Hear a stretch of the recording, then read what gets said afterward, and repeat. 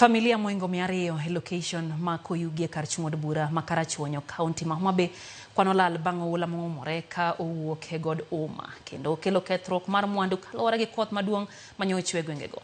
Aka jafwambo marwa e County ma Homa Bay Ali Abich leronwa familia moko oula nodar e miechgi bang' utegi ruombore piny. E kindeni ma koth mapek igeno ni pod biro medo chwe kor gwenge mopogore pacho ka moko kuom jopiny osechako neno midhiero ma ikelo kod oula kaluwore kod koth madhi nyime gi chwe kor gwenge ma pacho ka. E location ma Koyugi kar chud bura ma Karachuonyo, familia moingo 200 nowito mwandugi mathoth ka moko bende odong' maonge kama ginyalo jote bang' koula mapek manomwomore kowuok e god Uma kalo e miere mathoth e gwenge moko abiriyo e alworano kendo weyo lal maduong'. Chuodho ma pod okwamo e miere buora kod yore madonjo e mierego eko kelo ranyisi pek mar oula manowuok e god Uma kendo weyo komuko ute mag familia moingo 70 ma sani koro jot e skund primar ma Kandiege ka familia bura bende nowito mwandugi e kinde masirano. Koth nomonjowa mapek kendo kodhno nokelonwa lal mathoth kaluwore gi oula. Nomuko utewa, jamni notho, gwen notho, utewa be nolwar makata kama nwadage onge. Nwatudre gi chief area chief marwa nokonyowa kendo kelowa nyaka kama wanyalo jote Kandiege Primary School ma wantie nyaka sanie. Nigi konywa kaka wanyalo geng'o wach mar oula ni. Yewni mang'eny osedinore mamiyo oula ni negowa ka pi oa malo northward kendo biro ka maonge gima nyalo geng'e. Pi noa malo gi speed oula Homa Hill. Homa Hill gi speed mamalo kech yewni obedo sil opong' te koro ok nya bedo tamakt. Koro gikunywa yewni mondo pi odhi.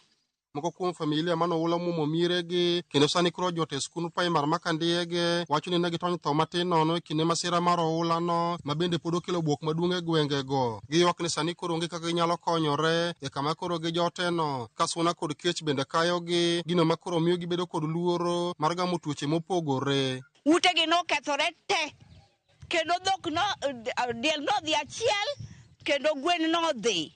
Nyithindo ne wahao mane wi pi mondo biwa ninde classes ka ne waneno ka ne wanindo gima notimowa. Suna nokawa jokama banda nodhi te ne onge gima ne jogi nyalo chamo gotieno. En mana kochopo gokinyi to wayudo mana jomoko momiyowa sukara kwota wachwako waonge kata gima wadhi chamo sani. Nyasaye koyie to timnie jo government maber. Familia mane mwandugi okethore kinde masira mar oulano kwayo sirikal kaunti ma Homa Bay kod sirikal ma malo mondo yie ochwalnegi e konye kambi kama koro gijoteno kod manyo kaka inyalo bar wang'o oulano kik chak muom mieregi. Gimomiyo pi inyowa waonge gi yewni mageng'o pi. Da wan kod yewni makuny mageng'o pi dikoro pi ok nyal monjowa kaka nomonjowagi. Wakwayo sirikal koyie to gireswa gi gima wanyalo konyore godo. Mar ariyo, yewni odinore koro pi biro gi spidi man malo.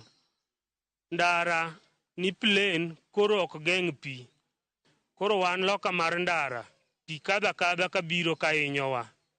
Gigewa odhi mang'eny, moko ni manyo mane ichuodho, dhok otho, jamni otho gi gwen. E Kandiege Primary ka wan matek kaka wakonyre onge kata gi nyithindo, gige umo onge, gige nindo onge, matrese omodho pi gi chiemo mwanyalo konyore godo. Ali Abich, Ramogi TV, Homa Bay.